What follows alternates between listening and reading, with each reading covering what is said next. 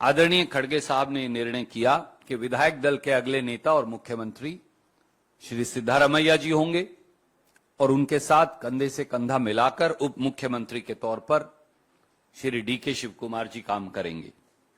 Congress party अपनी पांचों guarantee लागू करने के लिए कटिबद्ध है। कांग्रेस पार्टी गरीब मध्यम वर्ग नौकरी पेशा व्यक्ति के लिए कर्नाटक में काम करेगी और एक transparent government, honest government, stable government, accountable government देकर हम एक नया रोल मॉडल कर्नाटक के अंदर पेश करेंगे। ब्रांड कर्नाटका का निर्माण करेंगे। 20 तारीख को ओथ होगी। आज शाम को विधायक दल की बैठक है 7 बजे बेंगलोर में। 20 तारीख को 12:30 बजे मंत्रिमंडल की शपथ होगी। मुख्यमंत्री उप मुख्यमंत्री के साथ कई और साथी भी मंत्री पद की जिम्मेवारी ग्रहण करेंगे।